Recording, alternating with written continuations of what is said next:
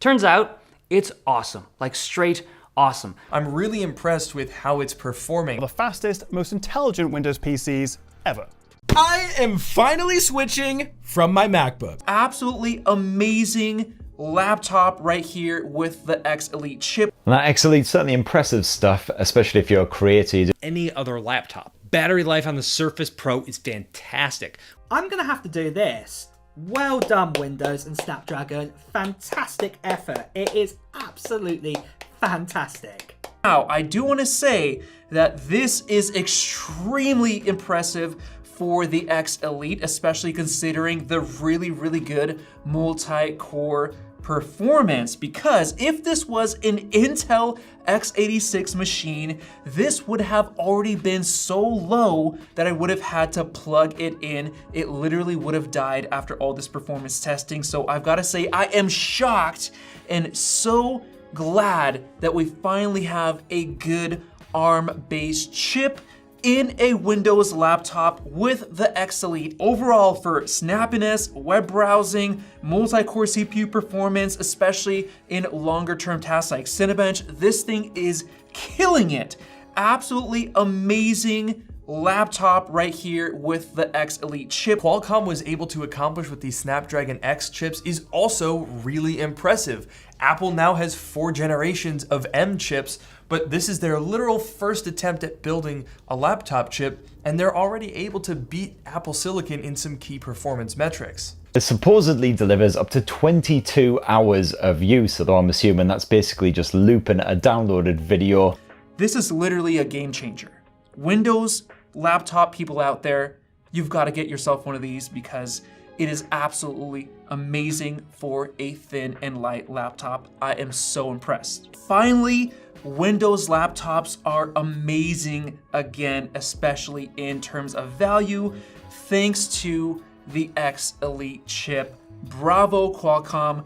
I am so impressed by this. So with that said, And even better, standby life. Leaving this overnight, I only lost sort of between 1% and 2% of its charge. But that combined with this running nice and cool and the fan barely whirring up except for a couple of times, much closer to my MacBook, for example, there are some really nice quality of life improvements with these Snapdragon X series chips.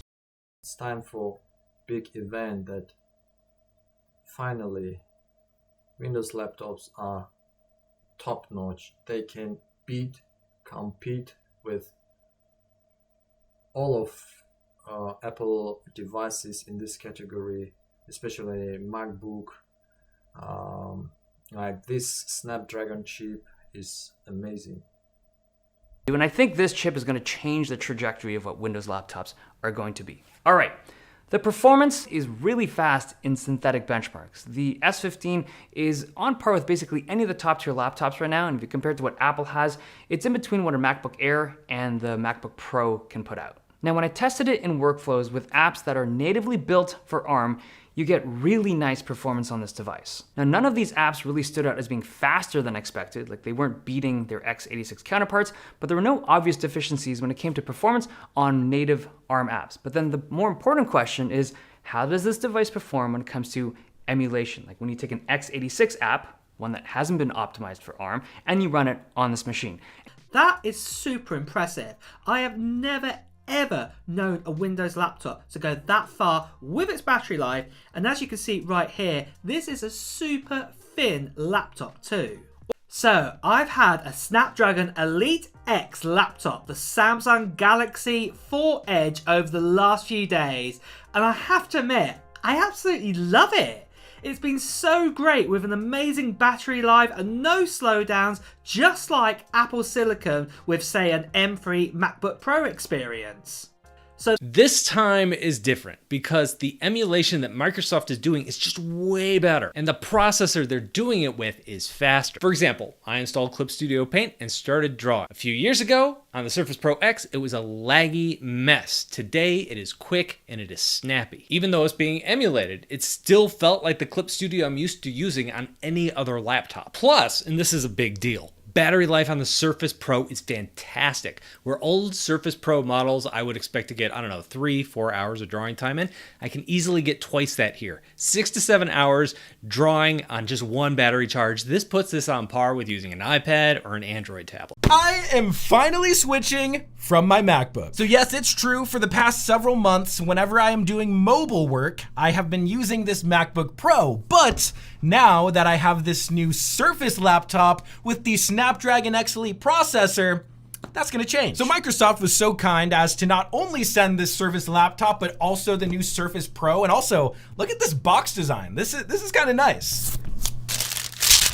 And so, ladies and gentlemen, I would like to introduce you to my new Surface laptop in matte black, which, by the way, is definitely the best colorway. I just love how sleek and minimal it is. Like, this is not only a very powerful laptop, but also a very nice looking laptop. Now, the specific unit that I have, of course, has that new Snapdragon X Elite processor, but it also has 32 gigs of RAM and a terabyte of storage. But yeah, I'm gonna go ahead and get this thing set up, and hopefully you won't see me using a MacBook anymore. And it obviously has greater x86 compatibility. The fact that I can just download Steam, install normal x86 games, and fire them up straight away right out of the box is really promising for the future of ARM on Windows. And I think devices like this are going to supercharge the rate at which developers accept ARM when they're making programs and games. So I think that Qualcomm and Microsoft in building a product like this are only contributing positively.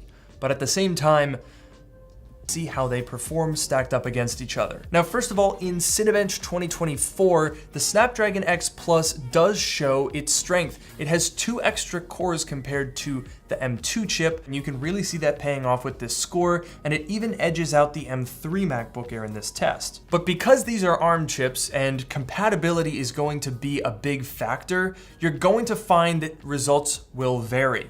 I think the biggest shock came to me yesterday when I decided to use this Windows laptop from 9 AM to around about 9 PM, and then I must admit, probably in that time, probably had about a 3-hour break.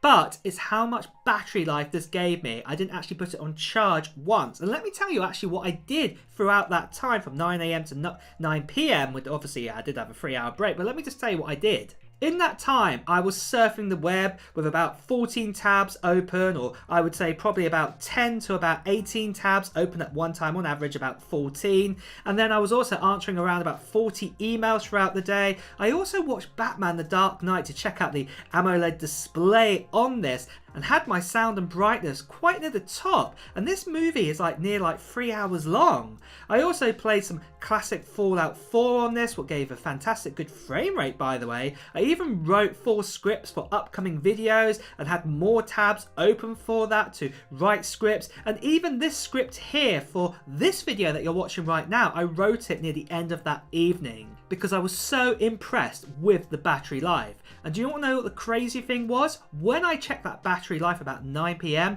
there was still 27% battery left on this. I'd used it for 9 hours and there was still 27%. All those tasks I just said to you, it had that, and it said I had around about 3 hours, 27 minutes battery left with that 27%. That is super impressive. I have never ever known a Windows laptop to go that far with its battery life, and as you can see right here, this is a super thin laptop too. And that X Elite's certainly impressive stuff, especially if you're a creator, you're doing some pretty hardcore photo editing, a bit of 4K video editing, it can handle it all, no worries. The big thing for me is battery life. The battery life on the VivoBook S15 is really good. It's better than anything we've seen from Intel, including their new Core Ultra stuff. It's better than anything we've seen from AMD. It's very similar to the battery life that Apple has going on for their MacBooks, but because the VivoBook has a different sized battery, it's difficult to compare it directly to that. But just in general, the battery life with this new chip, especially on the S15, is way better than what we've seen in the past. The other thing is sleep. So typically, when it comes to Windows laptops and you put them to sleep, it's very common for batteries to continue to drain even when the device is supposed to be asleep. But on this new Snapdragon X Elite chip, I saw 2%, sometimes just 1% battery drain overnight, which is just the way that battery drain should be, if we're being honest here.